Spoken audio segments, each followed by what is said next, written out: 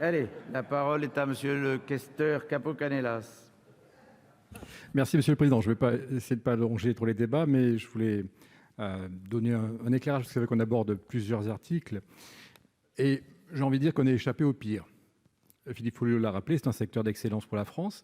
C'est un secteur qui permet de voyager, découvrir le monde, qui permet la connectivité de nos territoires qui sont quelquefois enclavés et pour lesquels avoir une liaison avec Paris est un élément essentiel et majeur. Je voudrais aussi dire que la France a la chance d'avoir bâti une histoire dans ce domaine-là et d'avoir une réputation mondiale. Et c'est l'un des 3 ou 4 grands pays sachant construire un avion de A à Z, non seulement le concevoir, le construire, le vendre dans le monde entier. On a des intérêts économiques. Évidemment, il y a l'ambition environnementale, il faut concilier tout ça.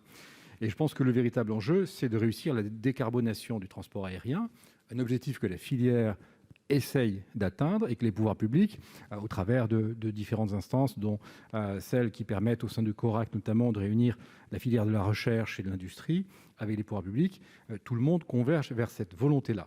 Ça prendra évidemment un petit peu de temps. Il y a un objectif qui a été donné à 2035 pour l'hydrogène. Je pense quand même que les carburants alternatifs sont sans doute une solution plus pragmatique et qui sera plus opérationnelle à plus court terme, et notamment pour les longs courriers. Il y a aussi l'avion électrique pour le court courrier et les petits avions, bien évidemment. Et puis, l'hydrogène, on va regarder, mais c'était une solution quand même qui pose un certain nombre de questions sur le maintien du froid et puis sur le volume des réservoirs. Tout ceci a été abordé avec beaucoup d'ambition. Alors, on ne doit pas jeter avec le bébé avec l'eau du bain. On a cette tradition, on a ce savoir-faire, on a cet avantage compétitif pour notre balance de commerce extérieur.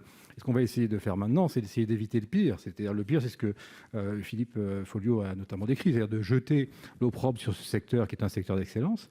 Ce que je veux dire simplement, c'est que là-dedans, on va essayer de trouver comment cheminer et que le rapporteur a donné en commission et à l'instant même un certain nombre de balises pour qu'on réussisse cette trajectoire.